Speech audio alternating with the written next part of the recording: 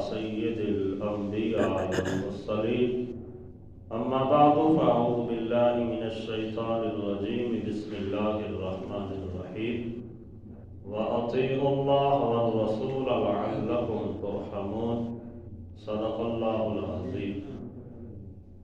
احباب دی وقار، آج ہمیں سورہ آل عمران کی آیت نمبر 132 پڑھنے کی سعادت حاصل ہو رہی ہے۔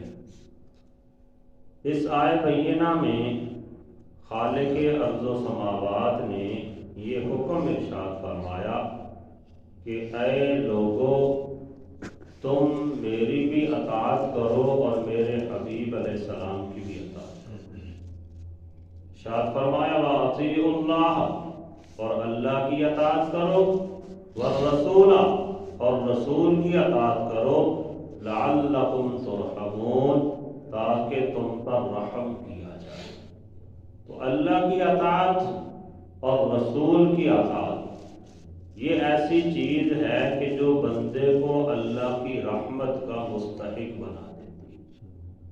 پھر احباب دی وقار، اللہ کی اطاعت کیا ہے، رسول کی اطاعت کیا ہے، اس کے بارے میں مفسرین کرام نے اس بات کو بیان کیا کہ رسول اللہ کی اطاعت کرنا ہی حقیقتاً اللہ کی اطاعت ہے، کیونکہ رب تعالیٰ تو ایسی عظیم ہستی ہے کہ اس کے کلام کو ہم ڈائریکٹ سن ہی نہیں سکتے۔ اللہ کا جو بھی کلام ہماری طرف متوجہ ہوگا، جو بھی حکم ہماری طرف آئے گا، وہ نبی علیہ السلام کے وسیلے سے ہم تک پہنچے گا۔ اللہ تعالیٰ کی طرف سے نازل شدہ احکامات جو قرآن کریم کی شکل میں ہمارے پاس موجود ہیں، یہ بھی نبی علیہ السلام کے توسل سے ہوتے ہوئے ہم تک پہنچے۔ حضور نے جن چیزوں کو ارشاد فرما دیا کہ یہ قرآن ہے، انہیں ہم نے قرآن سمجھ لیا، اور جنہیں حضور نے فرما دیا یہ حدیث ہے، انہیں ہم نے حدیث سمجھ لیا۔ تو اصل میں قرآن بھی ہم تک پہنچا، حضور کی زبان اقدس سے ادا ہوگا۔ اس لیے فقہاء نے، مفسرین کرام نے بیان کیا کہ رسول اللہ کی اطاعت ہی اللہ کی اطاعت ہے، اور رب تعالیٰ نے بھی اسے قرآن کریم کے اندر بڑی صراحت کے ساتھ بیان فرمایا۔ سورۃ النساء کی آیت نمبر 80 کے اندر اللہ جل شانہ نے ارشاد فرمایا مَن یُطِعِ الرَّسُولَ فَقَدْ أَطَاعَ اللَّهَ، کہ جس نے رسول کی اطاعت کی، تحقیق اس نے اللہ کی اطاعت کر لی۔ تو پتہ چلا کہ رسول کی اطاعت میں ہی اللہ کی اطاعت ہے۔ اگر ہم رسول کی اطاعت کو چھوڑ دیں تو ہم اللہ کی اطاعت نہیں کر سکتے، کیونکہ رب تعالیٰ کی طرف سے جو احکام ہماری طرف آتے ہیں وہ تو اجمالی طور پہ حکم آتا ہے، اور وہ بھی نبی علیہ السلام کی زبان اقدس سے ادا ہو کے ہم تک پہنچتا ہے۔ اس کے اندر کوئی تفصیل نہیں ہے کہ اس حکم کو کس طرح سے بجا لانا ہے، اس کی تفصیل ہمیں آقا علیہ السلام نے بتائی۔ اس کی بڑی مثالیں ہیں، شریعت کا جو بھی حکم آپ دیکھ لیں اس پہ ہمیں ایسے ہی نظر آئے گا۔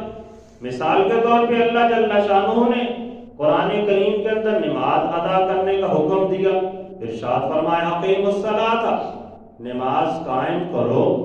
اب نماز کو کیسے قائم کرنا ہے، کون سی نماز کس وقت میں پڑھنی ہے، اس نماز کے اندر کیا رکعتیں پڑھنی ہیں، ان رکعتوں کے اندر قرات کرنی ہے، درود پڑھنا ہے، کیا پڑھنا ہے، یہ ہمیں کیسے پتا چلا؟ تو وہ نبی علیہ السلام نے ہمیں سکھایا۔ حضور نے ہمیں نماز کے اندر جو پڑھی جانے والی چیزیں تھی وہ بھی سکھائیں، اور نماز پڑھ کے پریکٹیکلی طور پہ ہمیں حضور نے عمل کر کے دکھایا، اور پھر اعلان فرما دیا صلو کما رأیتمونی اصلی، کہ جس طرح تم مجھے نماز پڑھتا ہوا دیکھتے ہو اسی طرح تم بھی نماز پڑھو۔ تو اللہ کی طرف سے تو مطلقاً حکم تھا نماز قائم کرو، تو اس نماز کی تفصیل، اس اجمالی حکم کی تفصیل ہمیں نبی علیہ السلام نے بتا دی۔ تو جس وقت میں جون سی نماز حضور نے فرمایا پڑھو، ہم نے پڑھی، تو اطاعت ہم نے رسول اللہ کی، اسی کے ضمن کے اندر اللہ کی اطاعت بھی ہو گئی۔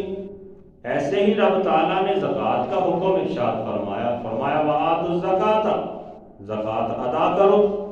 اب اس کے اندر کوئی تفصیل نہیں ہے کہ کتنا مال ہوگا تو زکوٰۃ لازم ہوگی، کن کن لوگوں پر زکوٰۃ لازم ہوگی، کن کن چیزوں پر زکوٰۃ لازم ہوگی۔ جب زکوٰۃ لازم ہو گئی تو اس میں سے کتنے فیصد زکوٰۃ ادا کرنی ہے، اس کی تفصیل ہمیں قرآن پاک میں ظاہراً نہیں ملے گی، تو اس کی تفصیل ہمیں آقا کریم صلی اللہ علیہ وسلم نے بتائی کہ جو بندہ صاحب نصاب ہوگا اس کے اوپر زکوٰۃ ہوگی۔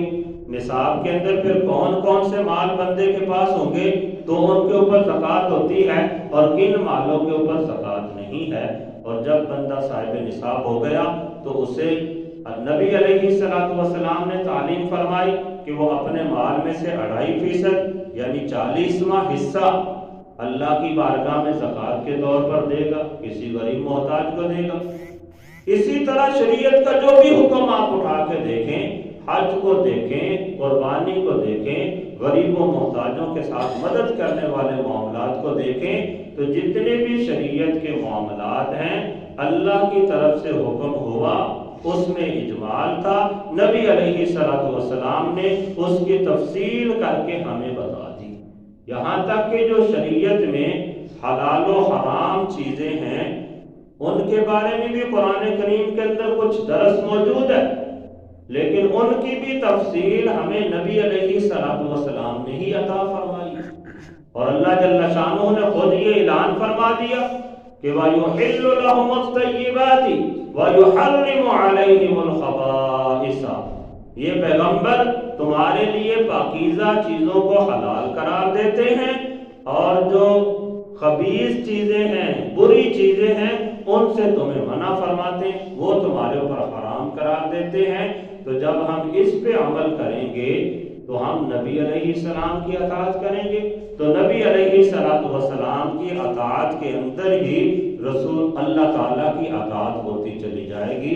اور رب تعالیٰ نے صراحت کے ساتھ یہ اعلان بھی فرما دیا مَن یُطِعِ الرَّسُولَ فَقَدْ أَطَاعَ اللَّهَ، کہ جس نے رسول کی اطاعت کی تحقیق اس نے اللہ کی اطاعت کر۔ تو احباب جی وقار رسول اللہ کی اطاعت کے بغیر اللہ تعالیٰ کی اطاعت ممکن ہی نہیں ہے۔ اللہ کا جو بھی حکم بندوں کی طرف متوجہ ہوگا رسول اللہ کی زبانی ہو کے آئے گا، اور رسول اللہ صلی اللہ علیہ وسلم پھر جس انداز سے ہمیں حکم دیں گے اسی انداز سے ہم عمل کرتے چلے جائیں گے، حضور کی اطاعت ہوتی جائے گی، اس کے ساتھ ساتھ اللہ تعالیٰ کی بھی اطاعت ہوتی جائے گی۔ اللہ تعالیٰ کی بارگاہ میں دعا ہے کہ اللہ تعالیٰ ہم سب کو قرآن و سنت کو سمجھ کر اس کے مطابق عمل پیرا ہونے کی توفیق۔